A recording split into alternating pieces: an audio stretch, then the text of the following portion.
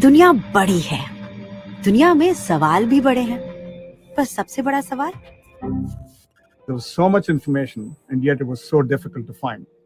तो हम निकल पड़े जवाब की तलाश में और राह चलते मिले नए सवाल, जैसे ईमेल्स को रिप्लाई जल्दी कैसे करें,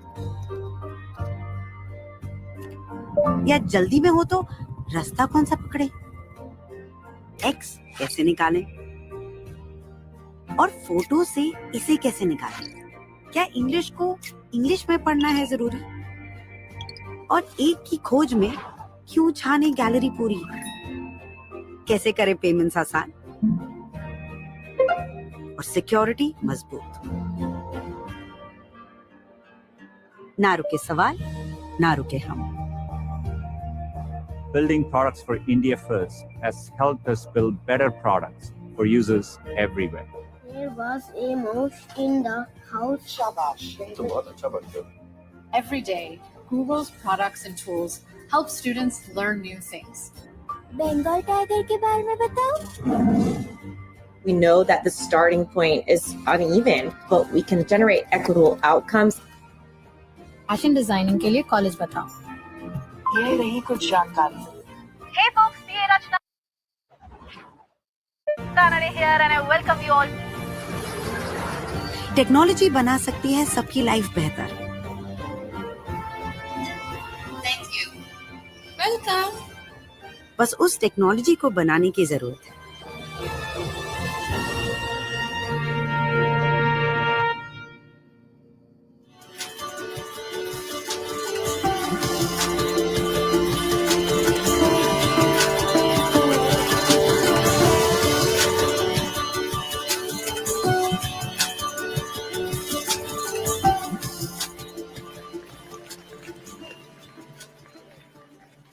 Good afternoon, everyone, and a very warm welcome to Google for India 2022.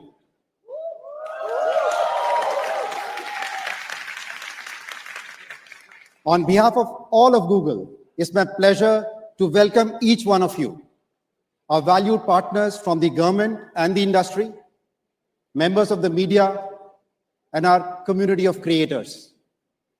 Google for India is a big moment for us. And I'm thrilled to welcome each one of you face to face and not across a screen this time. In the last several editions of Google for India, we have spoken about India being at a tipping point. Despite skepticism, we have seen audacious ideas take off and move the story forward in leaps. Recently, I read about smart dustbins that reward responsible waste disposal with free Wi-Fi.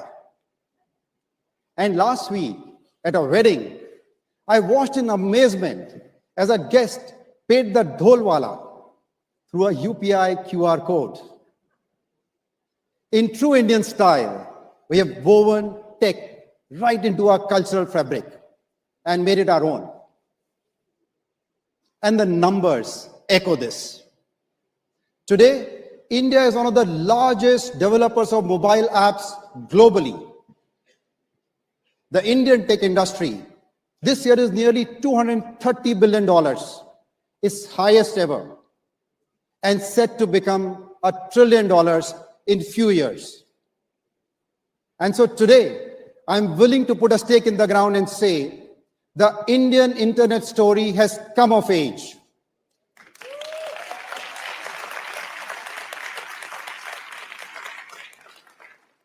The possibilities of what technology can power have grown, from home delivery of a pencil to digital vaccination certificates. And along with this, the internet user base has grown to over 700 million. India has done a remarkable job of growing the access footprint.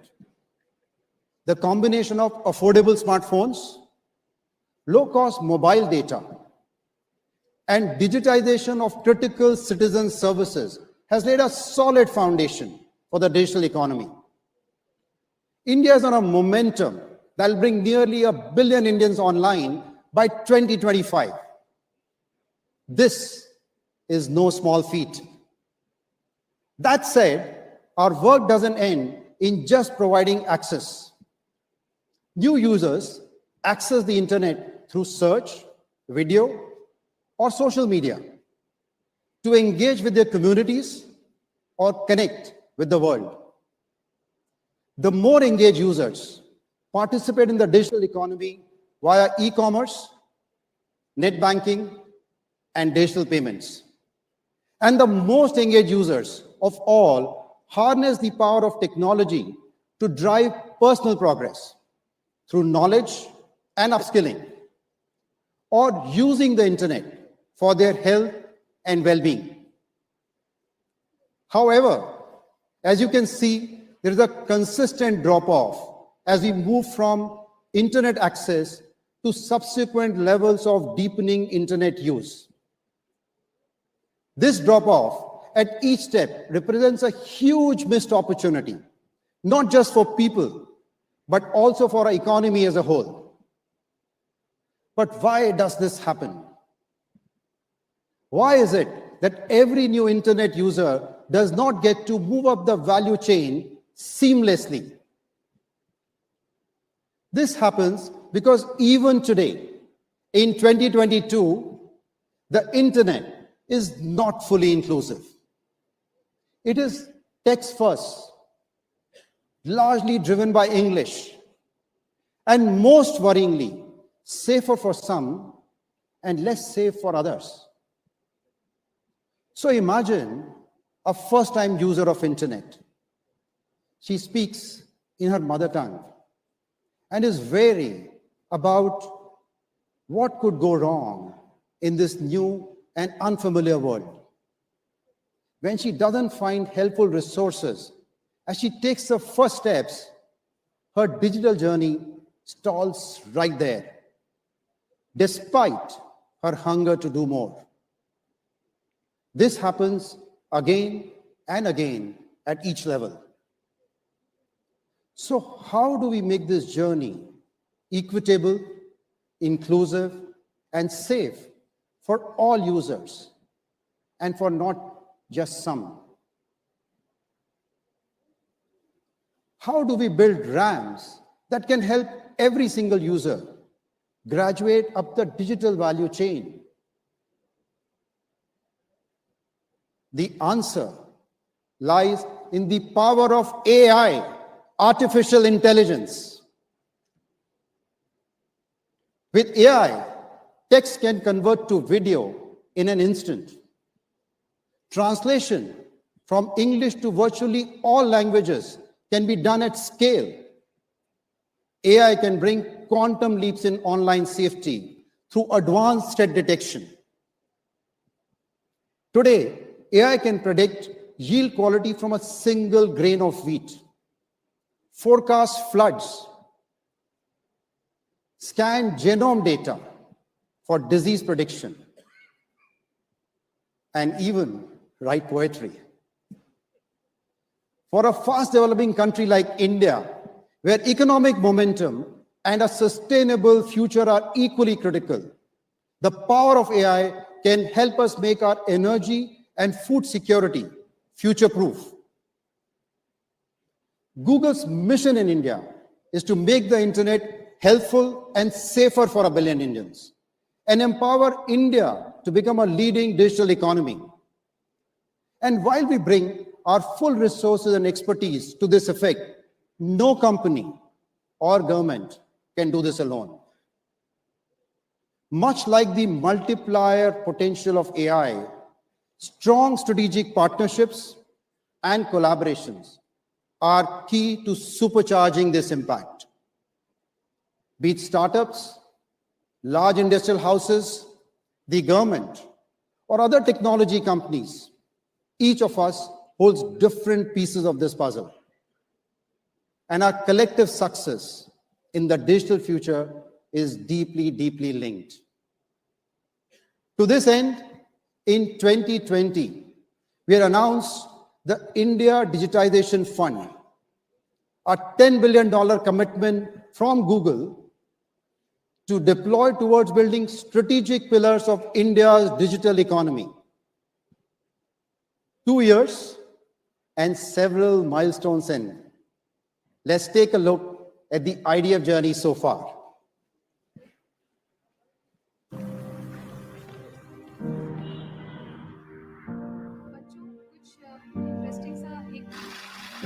Bharat consumes a lot of content, and they consume content in local languages. The internet is so vast.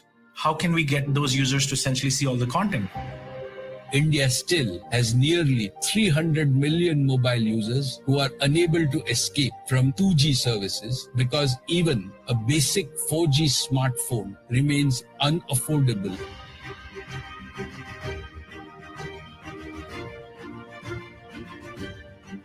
There's still more work to do in order to make the internet affordable and useful for 1 billion Indians. I'm excited to announce the Google for India Digitization Fund. Through this effort, we will invest 75,000 crore rupees into India over the next 5 to 7 years. Investments will focus on 4 areas. First, enabling affordable access and information to every Indian in their own language. Second, building new products and services that are deeply relevant to India's unique needs. Third, empowering businesses as they continue or embark on their digital transformation. Fourth, leveraging technology and AI for social good. Our goal is clear. We want to assist Indian companies of all sizes and solve India's most challenging problems using the power of technology. Airtel has ubiquitous connectivity. Google has cutting-edge digital offerings. The larger Indian consumer, they're used to talking to the salesperson, and that's how they make a purchase, which is very influence-led. Our intent was to somewhere replicate this through our platform. We started with a very, very simple idea to provide access to finance to the underserved last-mile businesses. Typically, a small business owner spends 4 to 5 hours a week managing tasks offline. We are helping entrepreneurs save that time to reinvest it back into their business growth. What we could have achieved in, say, few years, if Google wouldn't have been as close to us, is now getting achieved in few months, and that's perhaps one of those key pillars of our partnership.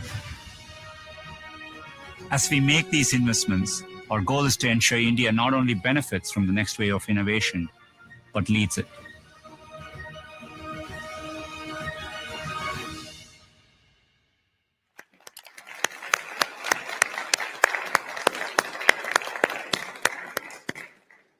Each time I think about the possibilities, I'm moved.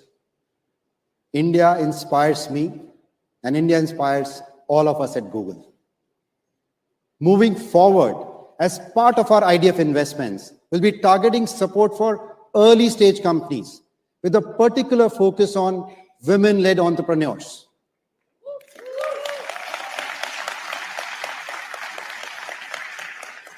It is our abiding belief that an ecosystem cannot create universally helpful solutions until the companies building them are truly representative and diverse. Our effort through the IDF will be in the service of this mission. However, inclusion goes much beyond gender. For a long time, it has been a popular catchphrase to refer to the country in terms of 2 distinct identities, India and Bharat. But this has always bothered me. This implies that knowledge, opportunity, and growth can be limited by language or geography. Our mission as a country should not be to agglomerate around limited centers of opportunity, but to make opportunity limitless.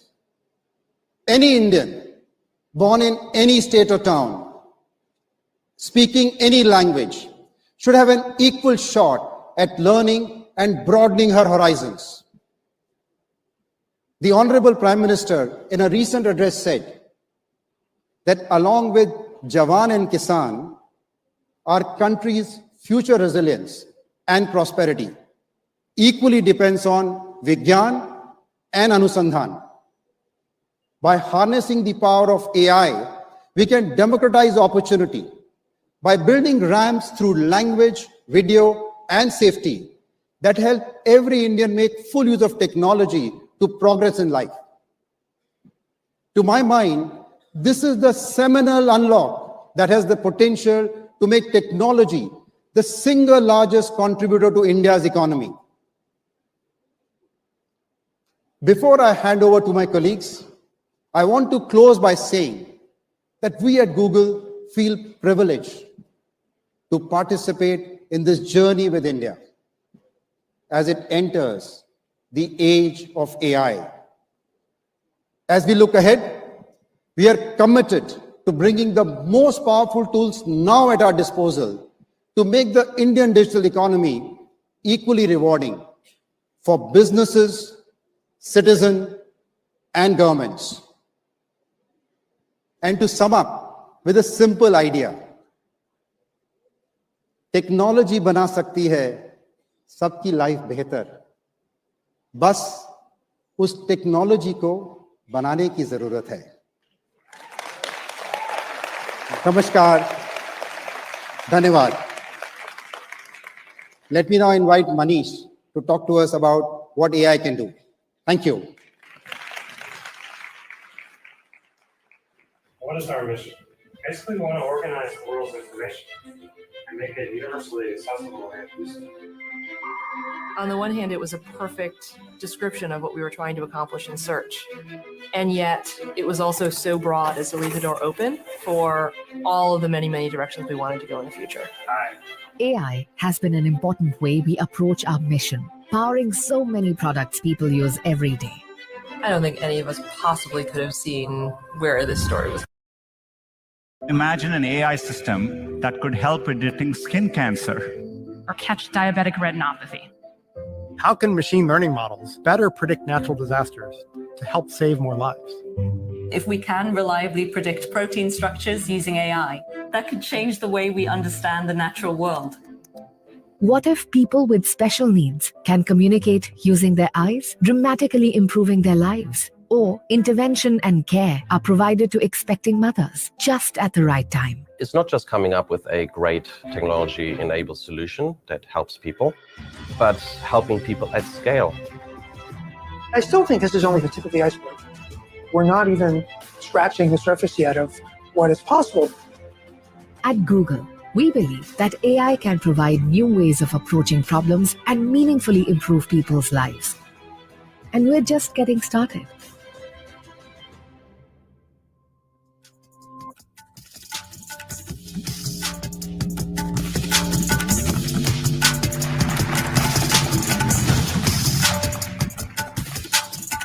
Good afternoon, everyone. 30 years ago, when I first started out as a computer scientist, the field itself, and especially concepts like AI, were new.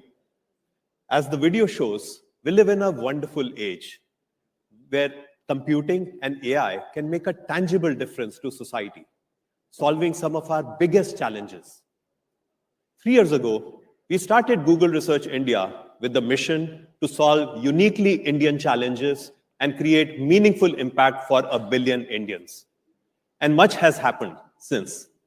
Today, I'm excited to share with you the strides we have made alongside our partners, where AI can help better lives every day.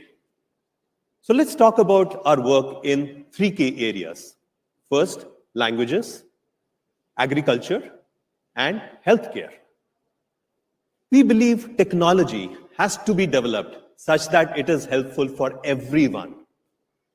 A laborer's daughter in Chhattisgarh who dreams of being an IAS officer should be able to access knowledge as easily as those who speak English in her native language and even dialect.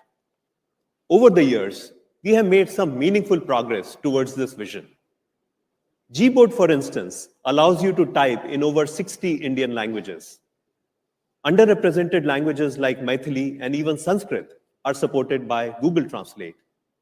And models like Mural that our teams have developed can help understand complex queries in over 16 Indian languages. But we know there is more to be done. Recently, we announced an ambitious research project to build a model that will support the top 1,000 languages of the world. I'm proud to share the chapter of this work that is being done in India for India.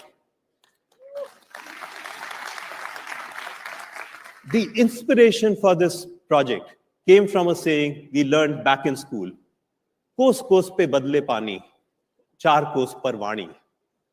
A nation of over 1.4 billion people, we speak over 1,500 languages, all in different dialects and accents.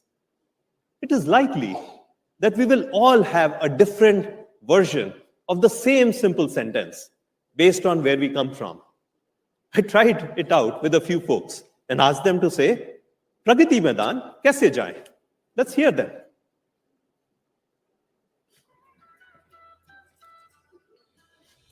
Pragati Maidan कहाँ को जाएं? प्रगति मैदान जाएंगे कैसे? प्रगति मैदान कैसे जाएं? ये प्रगति मैदान कैसे जाएंगे रे? प्रगति मैदान कैसे जाए? प्रगति मैदान केना जाए? To build an AI-based model that understood all these nuances across multiple languages, we would first need to understand those nuances ourselves, and then train our models on inclusive data set representing this diversity. So, in collaboration with the Indian Institute of Science, or ISC, we have embarked on a journey called Project Vani, where ISC will aim to collect speech data from people across 773 districts of India. It's my pleasure to now invite the ISC Director, Professor Govindan Rangarajan, to share more about the work already underway.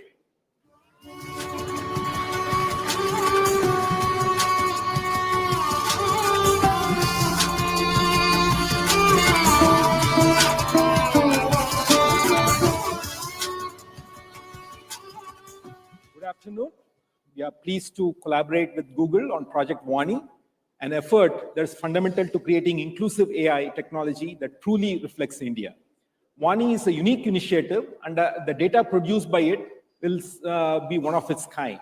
The support from Google is crucial for meeting Vani's goal of scaling the project pan-India. Art Park at IAC is a strategic execution partner in this journey. Over the past few months, we have already gathered data from nearly 69 of the 773 districts across India. In fact, it covers Indian states such as Chhattisgarh, Rajasthan, Karnataka, Uttar Pradesh, etc. So far, we have collected nearly 150 hours of data covering more than 30 languages from 841 different PIN codes in a gender and age balanced manner. This also includes some of the endangered tribal languages such as Haibi. Vani data covers speakers coming from a wide range of education and socioeconomic backgrounds. We have already started open sourcing this data by our website, and we also hope to add it to Bhashini, India's national language translation mission. We are very excited and hopeful to see the helpful technology Vani enables. Thank you. I'll now hand it back to Manish.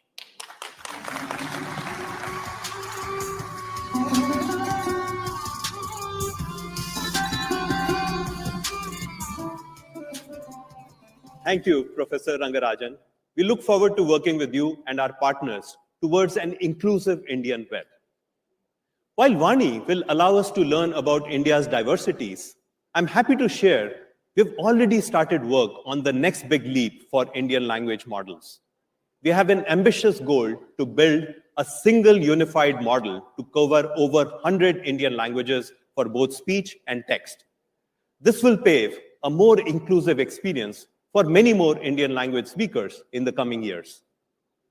Next, let's talk about agriculture, a space that provides livelihood to roughly half of India, with the potential to impact millions. Multiple challenges exist. Take the case of money. A farmer who has applied for a loan against the rice she hopes to grow this year. Securing this loan requires a bank to send someone to verify her small land holding and ensure that she is growing rice. Then estimate how much will actually grow, considering factors like rain, soil, sunlight, and more. Now imagine a reality where the bank could easily access key information authorized by money about her farm. This would enable easier access to formal credit, insurance, and more, unlocking tremendous opportunities. The first step to realizing this vision of digital agriculture is being able to identify where the farms are and what they grow. I'm thrilled to share that our teams are using our remote sensing technology and advanced AI capabilities to develop a model that can give a holistic overview of India's agricultural landscape. Please welcome my colleague Amandeep Kaur to share more.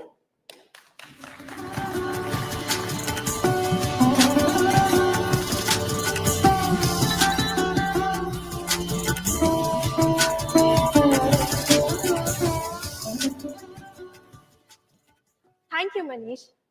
I'm super excited to showcase the first demo of our landscape understanding model. Let's go a few kilometers north of our Google office in Bangalore, where the model was developed. Clearly, the landscape starts to change and it's hard to tell things apart. Our model processes this satellite image and can identify fields down to their shape. Not just fields, it can also identify natural and man-made water bodies. Here you see the ponds in this area. The system can also identify tree canopy for a complete landscape understanding of a region.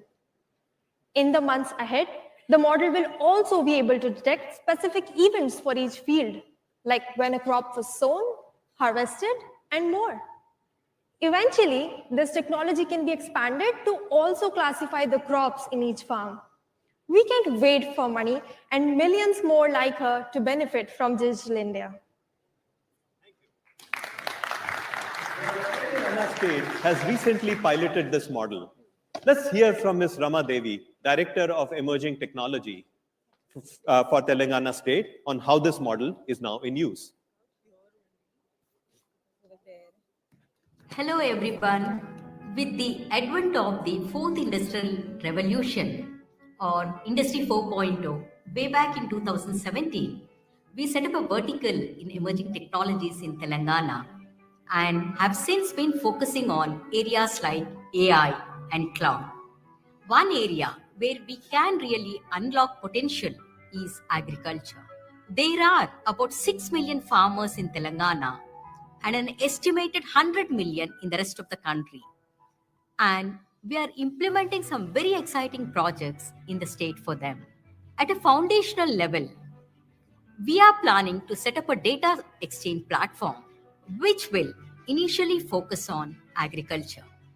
Think about it as comparable to UPI, a thin interface or a platform that serves as a transaction layer where different data providers, be it governments, startups, research institutes, and others that have relevant data to offer, can do so for others in the ecosystem to utilize in meaningful ways.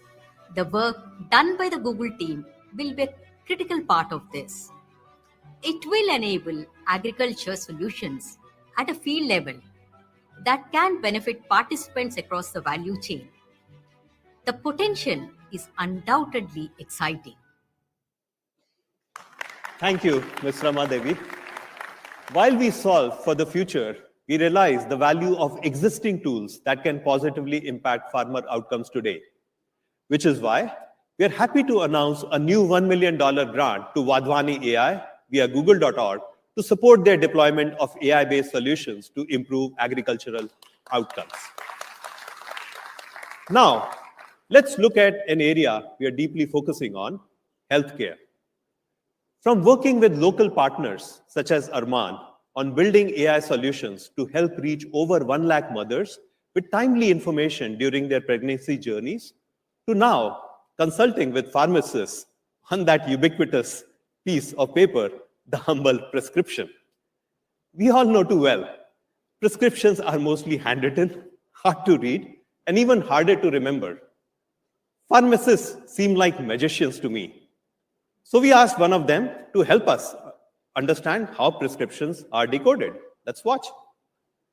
Prescription जब मिलती है तो उसमें बहुत सारी चीज़ें लिखी होती हैं, मेडिकल हिस्ट्री, लैब्स के अनेक टेस्ट, अलग अलग रीडिंग्स। तो पहले आइडेंटिफाई करते हैं कि दवाई का नाम कहाँ लिखा है। दवाइयों को आइडेंटिफाई करने में नॉर्मली हम उसका सबसे पहला लेटर और लास्ट लेटर को देखते हैं। अक्सर डॉक्टर अपनी डायग्नोज भी लिखते हैं। फिर जो कॉमन वाली दवाइयाँ हैं उनका नाम तो हम पहचान ही लेते हैं, जैसे कि एंटीबायोटिक के साथ नॉर्मली एंटासिड भी लिख दिया जाता है। एक्चुअली एक्सपीरियंस के साथ साथ डॉक्टरों का भी लिखने का स्टाइल समझ आ जाता है। यह जो सी आप देख रहे हैं ये एक्चुअली एल है, यानी कि लोनाज़ेप। तो ऐसे ही हम अपने एक्सपीरियंस की गारंटी देते हैं कि आपको गलत प्रिस्क्रिप्शन कभी नहीं मिलेगी।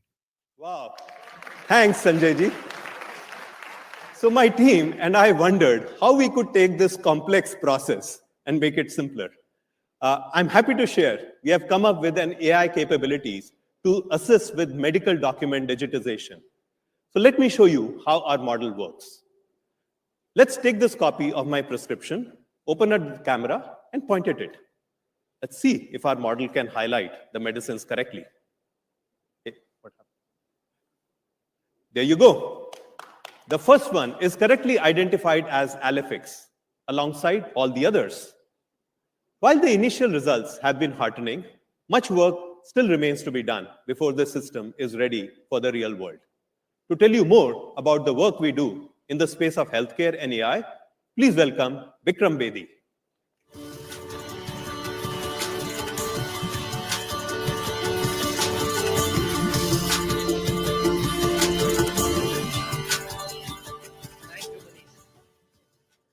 Good afternoon, everybody. My name is Bikram Bedi, and I'm the Managing Director for Google Cloud in India. It's such a pleasure to be here.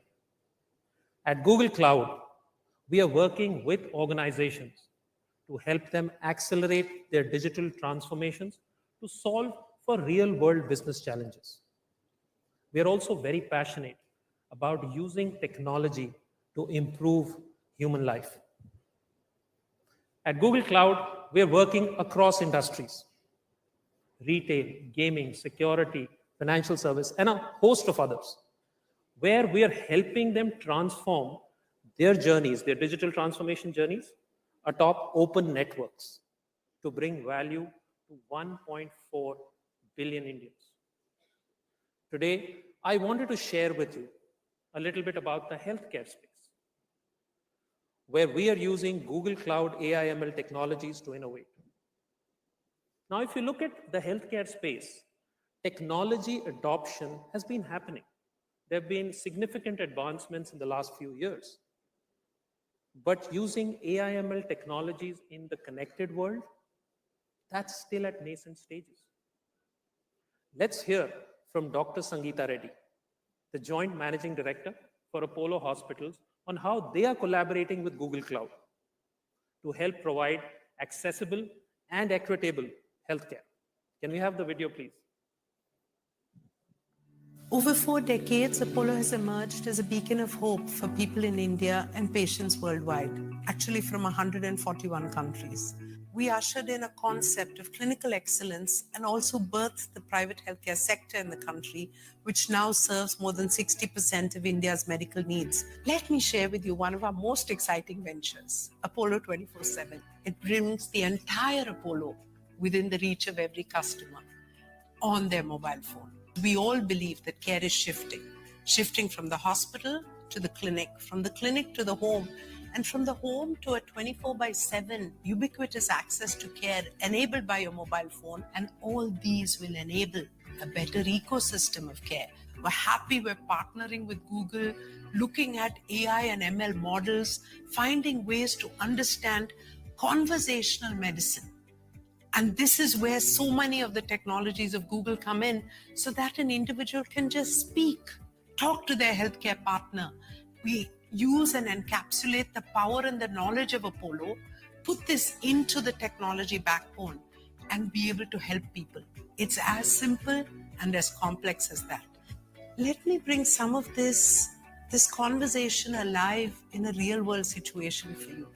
Do you know that there are 23 lakh individuals in our country with tuberculosis? TB is something we thought we cured a long time ago. So we're working with Google on an AI piece where the X-ray images are analyzed. And many healthcare institutions around the world have doctors who can encapsulate their knowledge into an AI module. So this project has the ability to, at the touch of a button, every X-ray being viewed by a radiologist anywhere in the world, you'll be able to say yes TB, no TB. These are the type of projects that we are excited to be working with Google on, and look forward to further enhancements. So may your technology capability continue to grow. May the passion to work in healthcare continue. I'm extremely happy that we're finding ways to work together to serve humanity.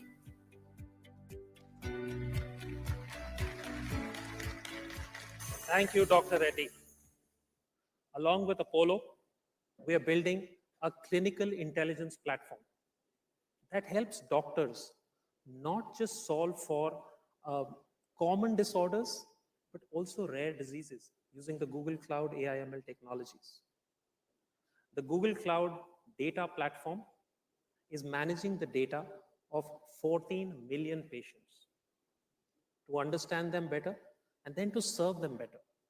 And last but not least, the ecosystem is now widening because insights that are available are data-based clinical insights. So the trust between patients and doctors is significantly bigger.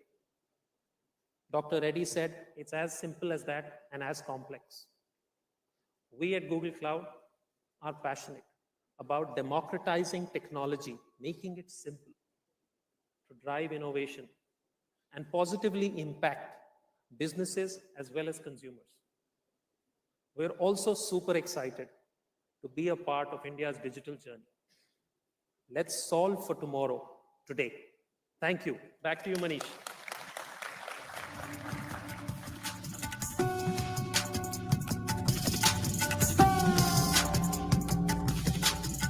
Thank you, Vikram.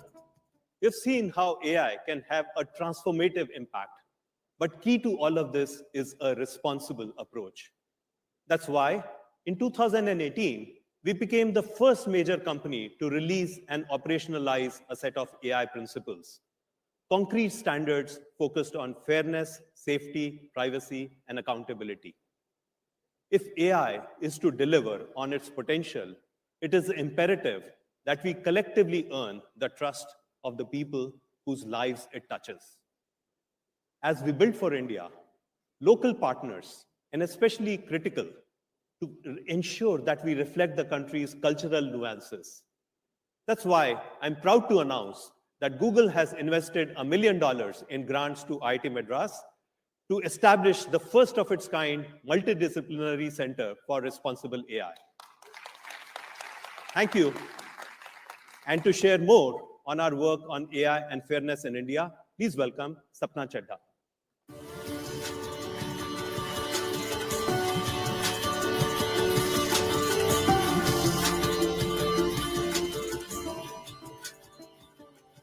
Thanks, Manish. For me, what really stands out is the commitment we make in all of our work towards inclusion. And that's why the assurance of the second of our responsible AI principles is so important. Avoid creating or reinforcing unfair bias. When we talk of bias, one of the most pronounced and prevalent ones is that around gender, a lot of which is attributed to data gaps. In fact, most of recorded history is one big data gap with women missing. And this also plays out on the internet. In India, women's use of the internet lags men's by as much as over 30%. With a mission to organize the world's information and make it universally accessible and useful, we have a responsibility for technology to be equitable and inclusive for women. Over the last decade, we at Google in India have invested in ensuring that the gender gap in the digital world gets fixed. And we're proud to say that we made an ambitious commitment towards this and making sure that we could make a difference in and having a real important initiative to bridge the online gender divide in rural India. Launched in collaboration with Tata Trust, through Internet Sati, over 30 million women in rural India, spread across 300,000 villages, made their first forays into the world of digital. It's heartening to share with you that from 8 years ago, when only 1 out of 10 internet users in rural India was a woman, today that number is 4 in 10.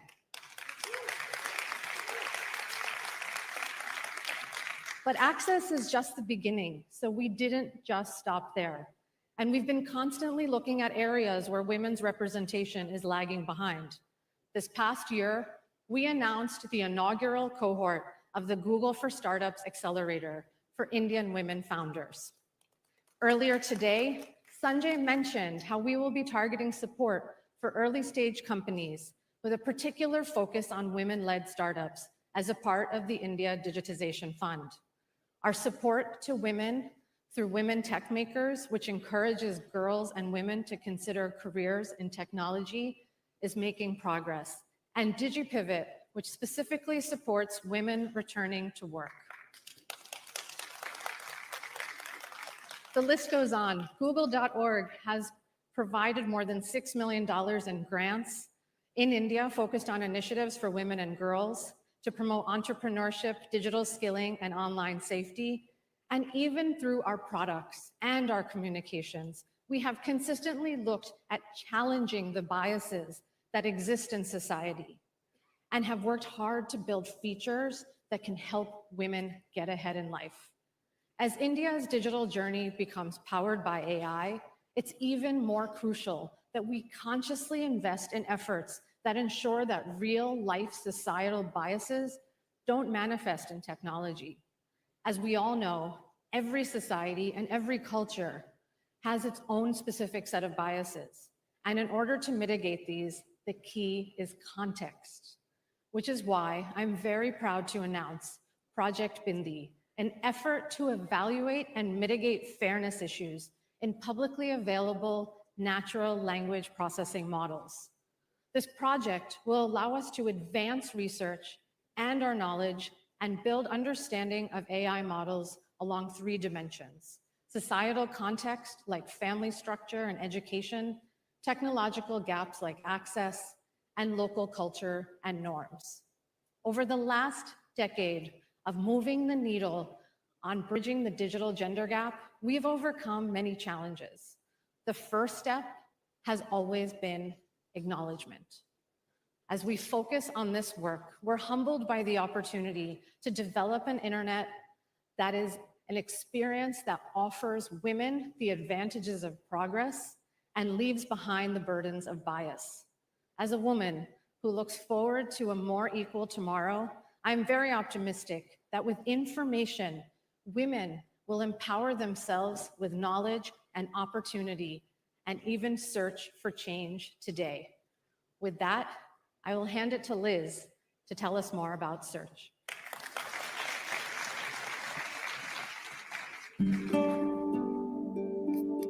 जब इतना खोजने के बाद हमें आजादी मिली, तो आजादी ने हमसे पूछा, अब क्या खोजोगे? और हमने कहा, हमें खोज है एक ऐसे कल की जिसे हम खुद लिखें, जिसमें सपनों की कोई सीमा ना हो। एक ऐसा कल जो हरा हो, सफेद हो, जिसमें हम दुनिया को जाने ऊपर से भारत कैसा दिखता है आपको? सारे जहां से अच्छा। और दुनिया हमें। Oscar winner भानुवत हैया प्रधानमंत्री। हमें खोज है एक ऐसे कल की जहां मिले नई उड़ाने, नई उम्मीदें, नए फसाने, जहां कदमों से मिले कदम, जहां हर घड़ी हर पल रफ्तार पकड़े हम, सुनहरा उज्जवल ऐसा एक कल। आइडियाज पर इन्वेस्टमेंट का दौर है, स्टार्टअप्स को सपोर्ट करने का दौर है।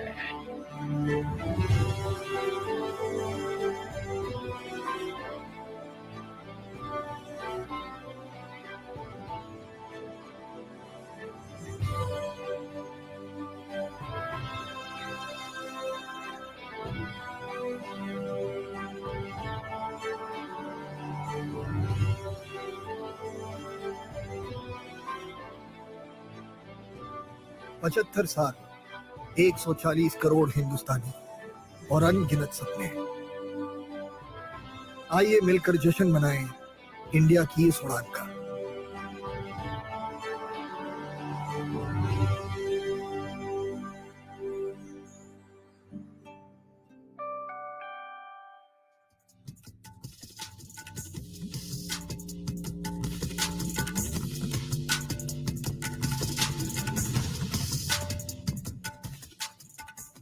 Hello, everyone. Wow, that was such an inspiring video. Namaste, I'm Liz Reed. And I'm absolutely thrilled to be back in India after 5 years. In that time, twice the number of Indians are now using the internet to find information and enrich their daily lives. And it's really exciting to see an incredible digital transformation unfolding here. A great example of how India has embraced this pace of technology can be seen in our Doodle for Google winner, 9-year-old Shluk Mukherjee. He created this doodle to reflect his hopes and dreams for Indians' contribution to the future of humanity. Through Shluk, we can see how across generations, people of India are deeply inspired to transform the world around them. Information and knowledge underpins every transformation story. And that's why, with our work on search, we always come back to Google's timeless mission: to organize the world's information and make it universally accessible and useful. Especially in countries like India, which is so full of potential and opportunities, we really take this mission deeply to heart. We have been consistently investing to enable new ways to access information for over 1 billion people. And India has led the way in adopting many of these innovations.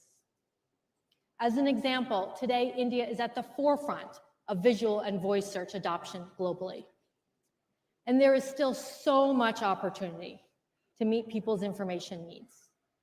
With the advances in AI, I truly believe the best of Google search is yet to come. If we look at information needs, they are inherently complex. So to help people navigate these, we've been focusing on building a search experience that can help everyone interact with technology, just like they would in the real world. We call this making search more natural, more intuitive. And today, we're excited to give you a glimpse into how our investments in AI and machine learning are making search more helpful than ever. This by doing 3 things. First, we're making it easier for people to search and explore information visually. Second, we're building a more intuitive search experience in Indian languages. And third, we're enhancing our voice capabilities for diverse speakers so they truly can work for everyone. I'll start by showing how we're helping people in India search and explore information more visually.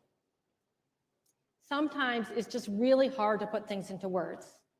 For example, you might see an interesting flower and want to know what it's called, but you'd have no idea on how to describe it in text. So we reimagined Google Search with Lens to help you find information about what you see using your camera or an image. And we've seen that being able to search visually is particularly important here in India, where more people use Lens every month than in any other country in the world. However, People explore information in more than one way. We rely on our many senses to help us understand the world around us. And so with the power of AI, we're combining our deep understanding of information across multiple modes to help you ask questions and explore information more naturally than ever.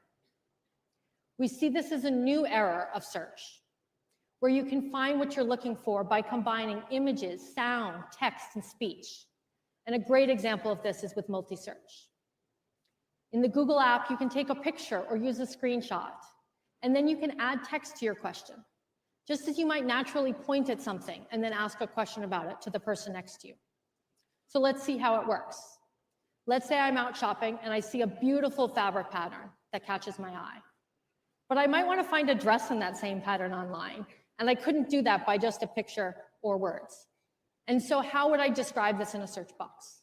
So now I can take a picture of the fabric, and Lens does its thing to start with by showing me many similar fabrics. But now with multi-search, I can also add a text query, just add the word dress.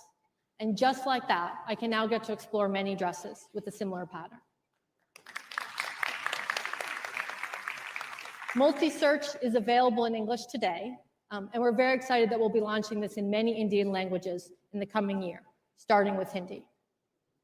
Another critical form of visual information, particularly in India, is video. But what if that thing you're searching for is buried inside the long video? Videos are skimmable, but it's really time-consuming to go back and forth and try and find something specific. Or if you're using an audio transcription, then you have to get the exact word to search. So we've already used advanced AI to identify key moments in videos for you to help. But today we're taking this a step further. We are piloting a new feature that lets you search directly within the videos. Now, when you watch a long video about Agra on your phone, you'll be able to search for anything mentioned in it and find exactly what you're looking for in the moment. For example, in this video, if you want to search for the magnificent Fatehpur Sikri, you'll be able to type in your query and jump directly to that exact second.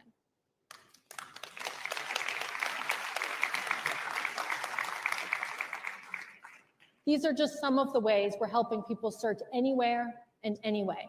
And I'd now like to invite Punish forward to talk about how we're building a more natural and intuitive search experience to solve for India's dynamic language needs. Thank you.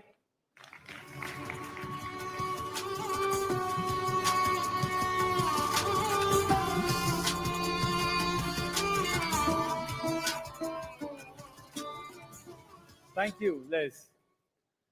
Being a Fauji kid and growing up in Air Force stations all over India, I've personally got to interact with people of different languages and different backgrounds.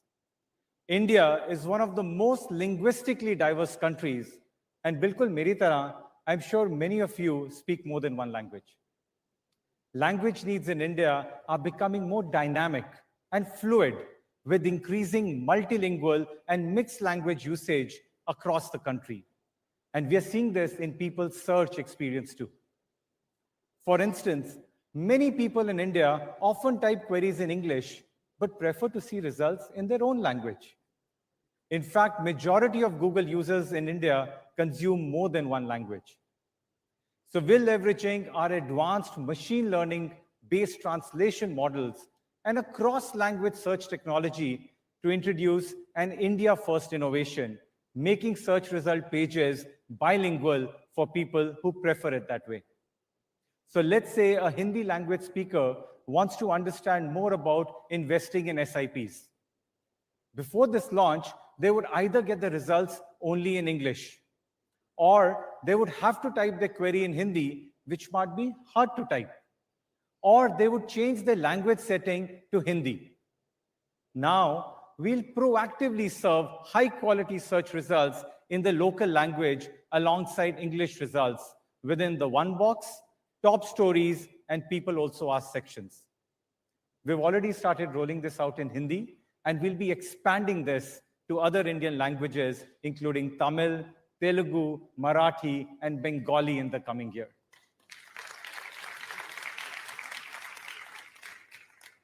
But we aren't just working on text. We're also addressing India's dynamic language needs when it comes to voice. We all know voice-based technologies have had a transformational impact in India. Today, many people, including new internet users, are finding information and getting things done online by simply speaking in their own language. Indians are at the forefront of adopting voice search. The percentage of Indians using voice search queries is nearly twice the global average. We want to help even more people ask questions naturally and intuitively with their voice. Today, we're doing this by solving for mixed language voice searches. For instance, many Hindi language speakers naturally speak English rather than pure Hindi. We want to help these English speakers talk to technology the same way we talk at home. Understanding words in mixed language in a single query and delivering the most relevant results in real time is not an easy challenge for computers. I'm excited to share that voice search can now better understand people who speak in English. We're doing this by combining the power of several statistical models into a large neural network-inspired end-to-end speech recognition model that takes into account the individual's accents, surrounding sounds, context, and speaking styles. For instance, if someone asked, "Sparrow ko kya bolte hain Hindi mein?" Earlier, search result would show you results on, "Is Paris ko kya bolte hain Hindi mein?" But now we'll be able to better understand and show you the responses in the language that you prefer.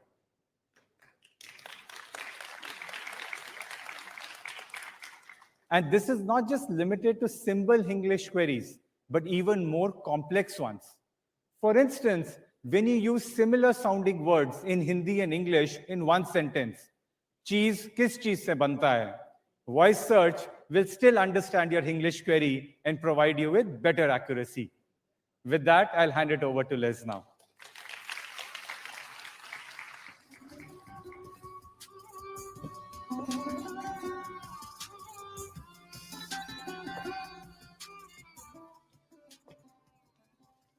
Thank you, Punish. Many people take for granted that when they speak, they will be heard, they'll be understood. But it's estimated that 250 million people worldwide have non-standard speech. For them, communicating with others and being easily understood can be very difficult. And the reality is that while India has a population of over 1 billion people, there are only about 4,000 registered speech-language pathologists, audiologists, and scientists. That's a huge opportunity for speech technology to help.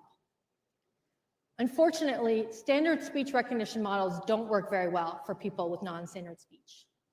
Each person's speech patterns are very different, which makes it difficult for algorithms to understand and interpret them. So following years of research, we decided to create Project Relate, an app that's custom trained to unique speech patterns of people with non-standard speech. The Relate app has 3 built-in features: Listen, Repeat, and Assistant. Listen transcribes the speech in real time.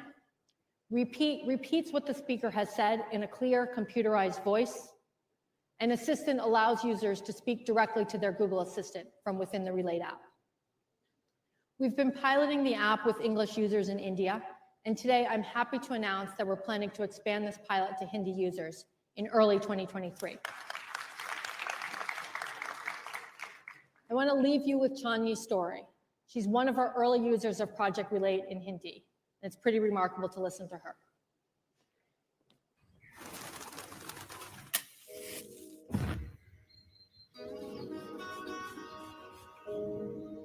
मेरी बात समझना आसान नहीं है और कोई ना कोई ऐसा दिलाता है।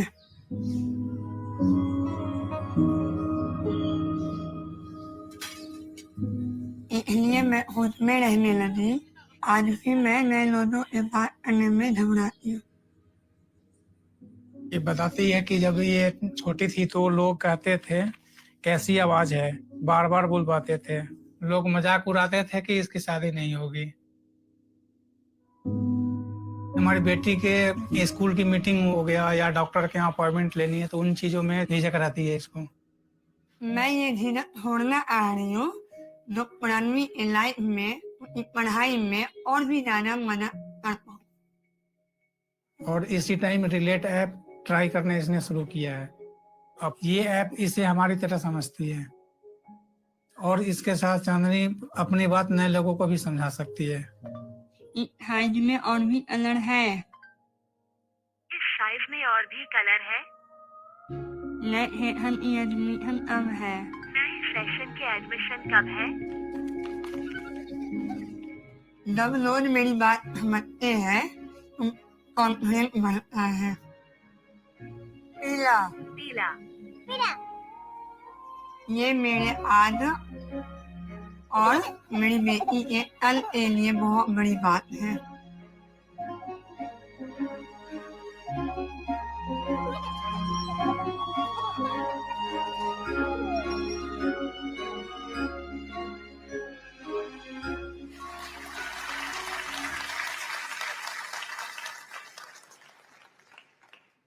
Inspiring stories such as Chani's really motivate us to innovate with AI so we can truly help everyone. We've just shared some incredible ways you can search and explore information visually, in different languages, and through your voice. But we've also heard from you that accessing these tools sometimes isn't as simple as it should be. So we're also bringing these tools right to your fingertips. Today, you can see shortcuts directly under the search bar. So you can remember how can you translate text with your camera, search inside a photo, identify a song, and so much more. This feature is available now on the Google app on iOS devices, and we'll be expanding this to Android phones in the coming months. The many ways Indians have embraced technology to enrich their lives inspires us again and again to innovate and deliver even more meaningful experiences. And we really look forward to continue building the future of search with all of you. With that, I would love to invite Ishan to share more on the magic of YouTube. Thank you.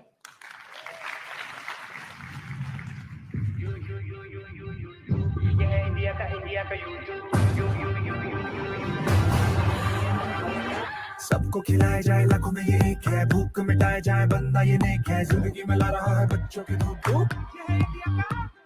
Share market की बुल्लाई देखो, पैसे कमाने के फंडे तो सीखो, घर घर सिक्कों की बारिश हो रही है खूब।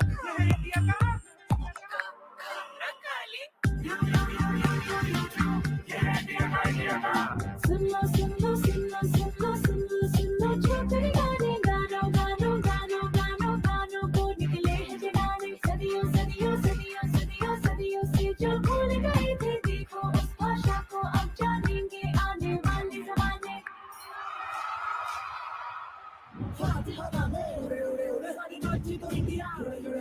म्यूजिक का इसने बदला है रूप, ये इंडिया का।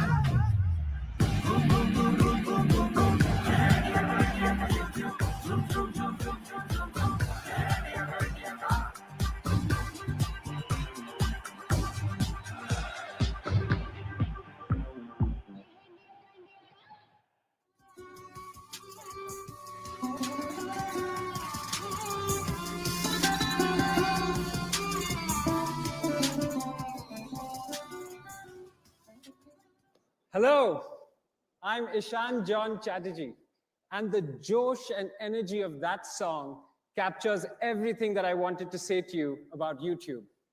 It's a place where technology meets creativity to make a million dreams come true. Now, when I was growing up in Hyderabad in the 1990s, there were only a handful of professions that people aspired to or pursued. But today, that has changed dramatically. Technology, and video in particular, has democratized information and has opened doors to new ways for anyone to make a living, no matter their background, literacy, or language levels. And nowhere is that more evident than on YouTube. By helping Indians to learn, to earn, and to build sustainable businesses, we want to champion socioeconomic progress across all parts of the country. And that's why today, I am so proud to announce that in 2021, YouTube's creative ecosystem supported more than 7.5 lakh full-time jobs and contributed and and contributed 10,000 crores to India's GDP, as reported by Oxford Economics, one of the world's leading economic advisory firms. Now that is tremendous impact, but it all boils down to our incredible creator community that forms the beating heart of YouTube. And I'm so thrilled that we have some of our YouTube creators here today, right here in the audience.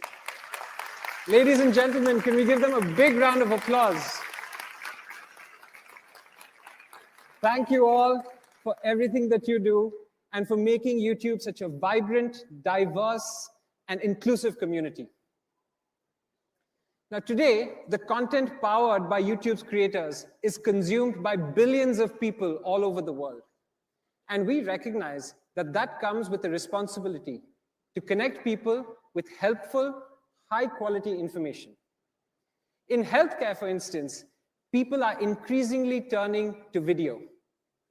From a 70-year-old matriarch in Kottayam who's interested in learning more about COVID, to a migrant laborer in Delhi who's concerned about the health of his child, Indians are seeking out videos for health queries. And that's why we are partnering with healthcare providers to surface health information that is credible and trustworthy.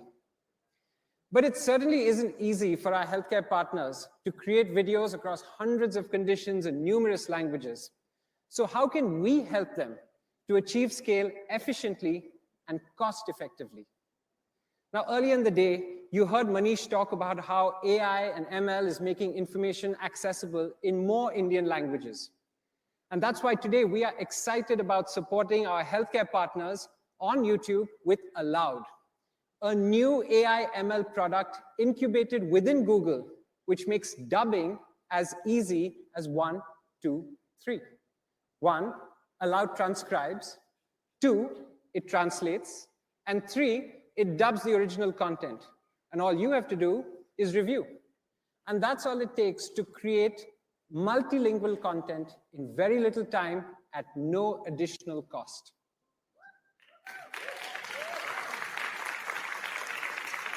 And that's not all. We also want to make it easy for viewers to consume content in their preferred language. With the help of partners like Apollo Hospitals and Max Healthcare, we are beta testing the ability to have a single video with multiple audio tracks in different languages. But rather than telling you about it, let me show you how it works. So dengue is actually a viral infection that is transmitted by our enemy, the mosquitoes. मच्छर द्वारा संचालित होता है। Dengue के 4 विभिन्न प्रकार हैं। एक विशिष्ट साल के दौरान डेंगू का एक ही वेरिएंट एका विशिष्ट वर्षात एक डेंगीचा स्ट्रेन सुद्धा संपूर्ण संसर्ग तुमच्या शरीरात पसरवण्यासाठी कारणीभूत ठरतो.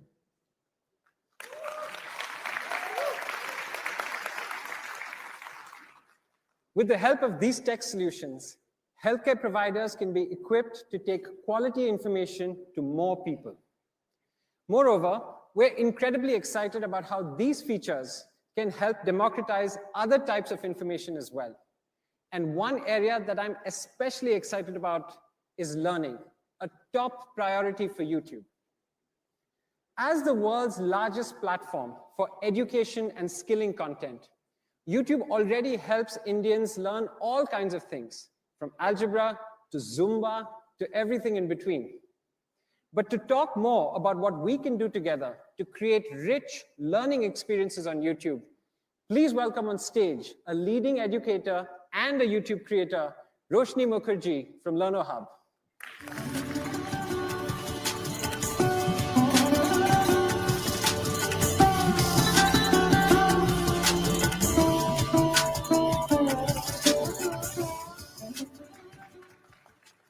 Hi, Roshni. Thank you so much for being with us here today. Can you start by telling everyone a little bit about your story on YouTube? First of all, thank you so much for having me here. I'm so delighted to be here today. So to start with, as a child, I always dreamt of being a teacher. So one day I gave up my corporate job and became an educator on the world's largest virtual school, that's YouTube. So I have been here in the space for more than 10 years, have created more than 7,000 videos trying to make learning more fun and engaging. But I think what I love the most is that I've been able to help so many people across the globe by doing what I always loved to do. That is incredible, Roshni. But I also know that you are working on something new with YouTube. Can you tell us all about that? Absolutely. So, people often reach out to creators like us saying that, we want a more structured learning experience on YouTube. And we have, of course, been passing that feedback to YouTube. And looks like YouTube has heard the feedback. And therefore, they have come up with this new feature. So, shall we reveal? Please, please. And it's called Courses. I am personally super duper excited about the opportunities that Courses will unlock. That's great, Roshni. You've had some experience with the product. Can you tell us a little bit more about Courses? Sure. So we all remember that one teacher in school who would make our least favorite subject at least a little more bearable, who would go out of their ways to make the classroom little more interesting, engaging, and fun, and would always have some extra time to take up that one more question. Now, what if I tell you that every time you come on YouTube to learn, you get a very similar experience, where difficult concepts get simplified, structured, organized, and explained to you one step at a time, where reading materials are available at every step to enhance your learning, where, of course, you can learn in the language of your choice. And all these learning experiences are not just limited to studies or academic content and goes beyond to your vocational interests and hobbies. That's what Courses can do. Wonderful, Roshni. Courses will soon be available on YouTube in India across all types of learning. And it represents a new monetization option for our creators. Roshni, it was great to learn from you today. Thank you for taking the time.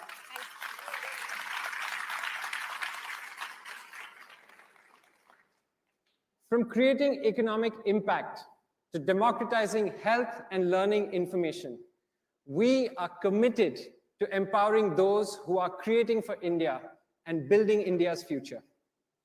And as we build for that future, we are also determined to uphold the safety and security of all our users. So to tell you more about our efforts in this space, let me hand it over to my colleague, Royal Hansen.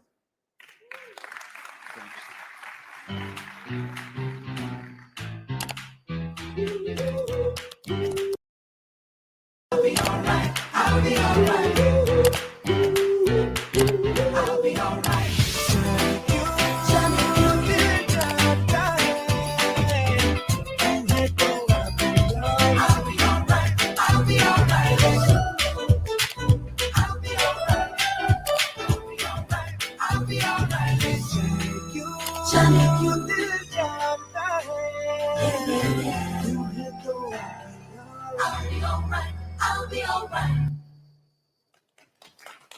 I love that song. It almost makes me want to learn to dance to it, but it's a great video, and it demonstrates how we've fundamentally reshaped our entire architecture to respond to an evolving threat landscape over the years. This timeline on the screen demonstrates just how much we've evolved over the past 20 plus years to keep you safe. Today, we're continuing to innovate to protect you, so every day you're safer with Google. Our responsibility in keeping users and the internet safe starts with security. I'm Royal Hansen, and I lead the privacy, safety, and security engineering team for Google.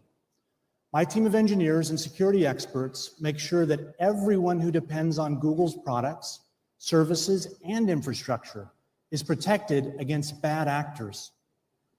You heard a lot today about the great work we're doing in building future-forward technologies into our systems, especially in the field of artificial intelligence. I'd like to take you through more about what this means for our technology that keeps you safe. We do this by using a combination of AI and human intelligence to achieve scalable and efficient threat detection and response, which keeps consumers, companies, and countries safe around the world. This matters, especially in India, as the internet has been at the center of India's fast-growing digital and economic trajectory. This growth was accelerated during COVID as more people around the world came to depend upon the internet. This reliance on online services created a wide threat landscape and more opportunities for bad actors to take advantage of online users. So the work we do to keep people safe online has never been as important as it is today, because we depend on digital conveniences for everything we do. For consumers, this means ensuring people can navigate the internet securely and have access to quality information. For businesses, it can mean secure payment processing when customers order online and ensuring your business isn't compromised. For governments, it means securing critical infrastructure, citizens' information, and defending against misinformation campaigns. As the number of digital users grows in India, threats have not only become more complex, it can also become difficult to detect. Analyzing and improving cybersecurity across surfaces is no longer a human-scale problem. It needs to be supplemented with sophisticated technology. AI can help respond to these unprecedented challenges efficiently, effectively, and at scale. At Google, AI is foundational to what we're doing across all of our products, and we've got some of the brightest engineers in the world working on our leading-edge AI tools. By the way, these people that you see here, they are Googlers from our India office working on this. We look at it like a digital immune system. We're not just fighting off colds and the flu, we're also learning from them and building our defenses. With investment in our digital health, our systems become stronger to protect against, anticipate, and predict future attacks. They also learn from patterns and prevent the next attack from taking place. Here are some examples of our AI security at work. Now, this isn't the stuff of the future. This is the stuff we're doing right now to protect you. We design products that are secure by default, detecting and blocking threats before they ever reach our users.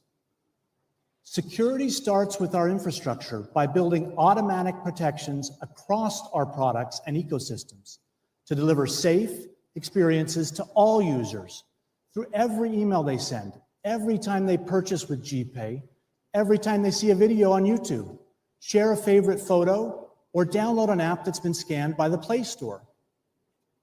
You know, today my phone rang and I knew not to pick it up because my Android phone alerted me that it was spam.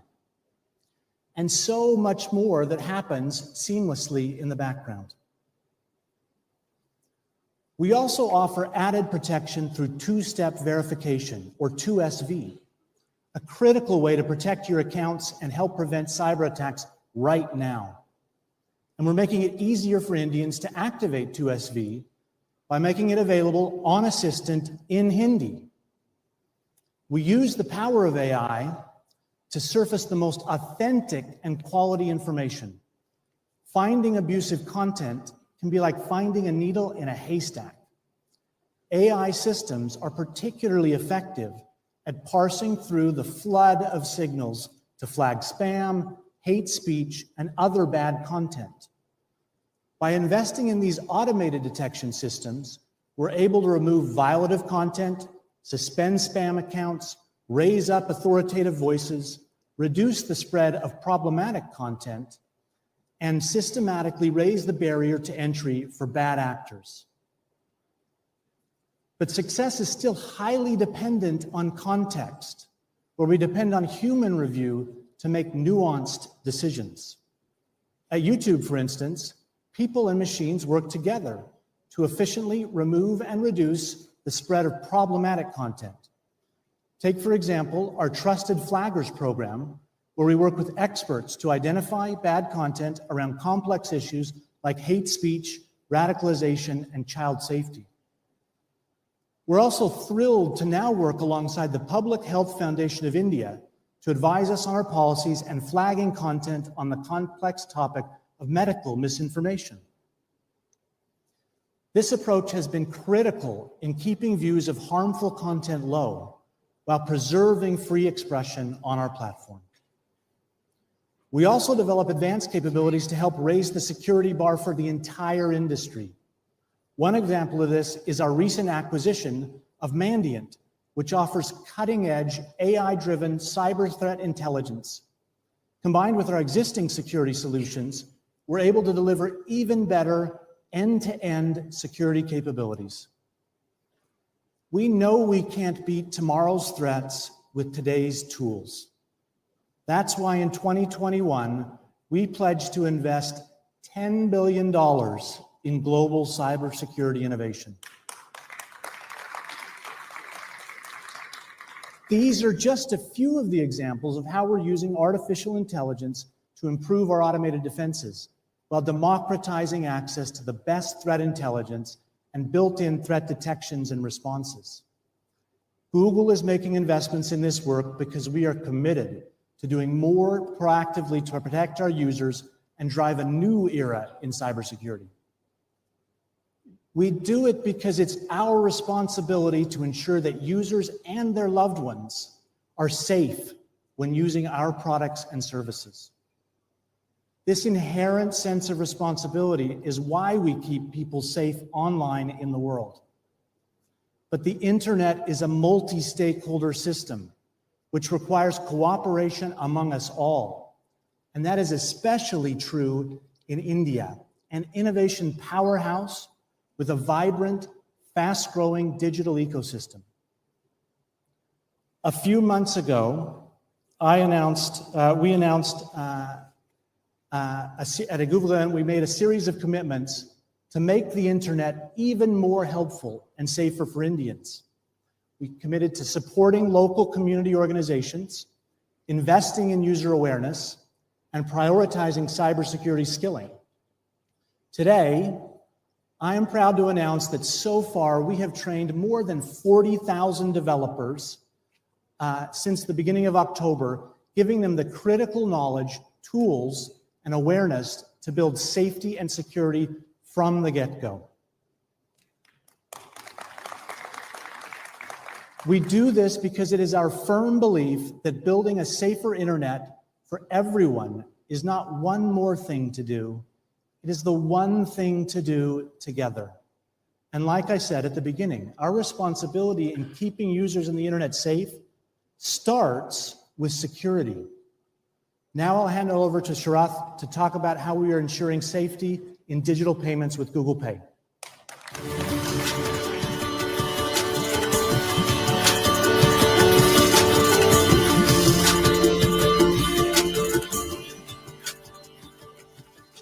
Thanks, Royal. And a very warm welcome to all of you joining us at Google for India 2022. This year, Google Pay completes 5 years in India, and it's been a wonderful journey. With UPI, digital payments overnight became accessible for millions of novice users who were otherwise daunted by the task of transacting online. Novice users expect digital payments to feel as intuitive and natural as the cash in their pocket. And that's been an exciting challenge for us. Digital payments need to be a facility that makes life simpler, not a skill to be mastered. For this to happen, it's important that users feel safe while transacting and in control of their spends, which is why new features like Google Pay's transaction search are important. It allows users to voice their queries in natural language. For example, I could say, grocery spends last week, and Google Pay automatically understands the different parts of my query as time periods, categories, and merchants, and presents the relevant results in a simple, intuitive way. No setting filters or choosing dates, just a simple, natural experience. This simplicity helps users feel confident about digital payments. But more importantly, confidence in digital payments requires users to feel safe while transacting. As we know, sometimes when we handle money on the phone, it can feel prone to human error. Our challenge was, how do we ensure that users stay safe while transacting online. To understand this better, let me call on my colleague Shweta, one of the engineers building Google Pay.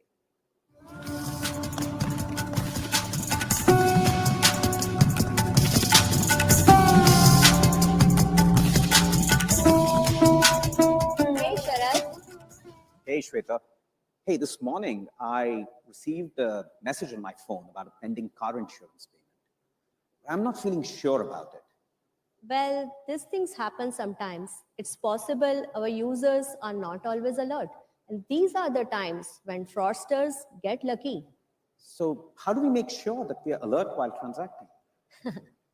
Well, we make it less easy for them to transact. I know that sounds odd because after all, tech is about making things easier and not harder. But in this case, a slight delay, a slight nudge to double check is a very good thing. We call it desirable friction. What exactly do you mean by that? Among the millions of transactions that happen on Google Pay every day, there could be some that are initiated by fraudsters. As soon as a transaction is initiated, Google Pay checks its safety engine to determine if the transaction is safe. This is not as easy as it looks. The safety engine looks at hundreds of signals that analyze aggregate transaction patterns of millions of users. It also looks at a graph of billion notes to see if the recipient raises any flags for previous suspicious behavior. The graph and signals are getting updated regularly to keep up with new patterns. If our machine learning algorithm determines that the transaction is suspicious, it flashes a warning in your most preferred language. And all that in just milliseconds. But sometimes we need to go a step further. A step further? We literally nudge our users to think twice with haptic feedback, kind of like this. And we give them some extra time to think, like 3, 2, 1, and act. So in this way, tech under the hood is working around the clock to keep our users safe. Thanks, Shweta. Thank you. A great example. A great example of introducing desirable friction to ensure the ultimate goal of user safety. Technology's job is to ensure that systems and applications speak the user's language, not the other way around. And often the most innocuous needs can push us to write the next chapter in technology's helpfulness. With that, I'd like to hand over to Ram and the Android team, who are solving for challenges that all of us can relate to. Over to you, Ram.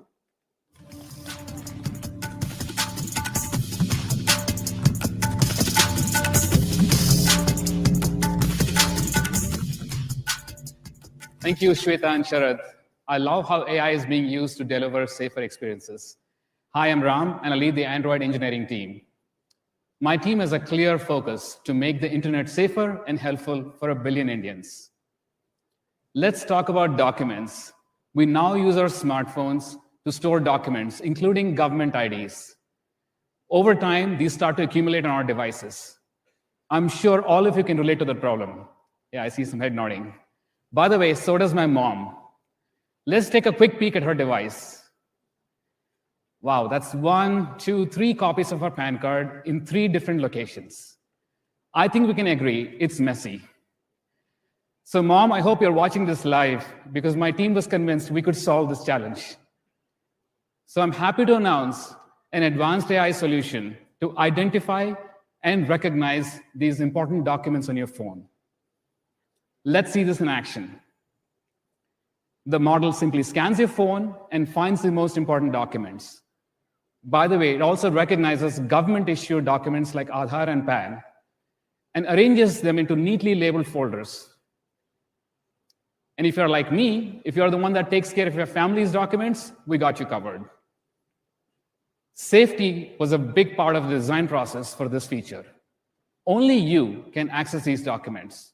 And all of our machine learning models run on the device.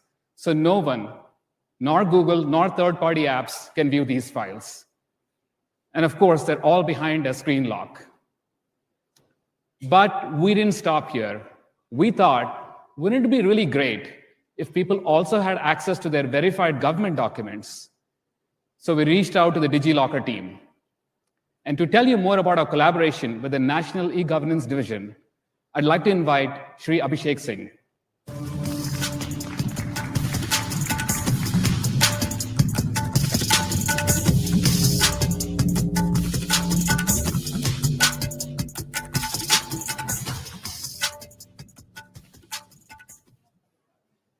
Thank you, Ram.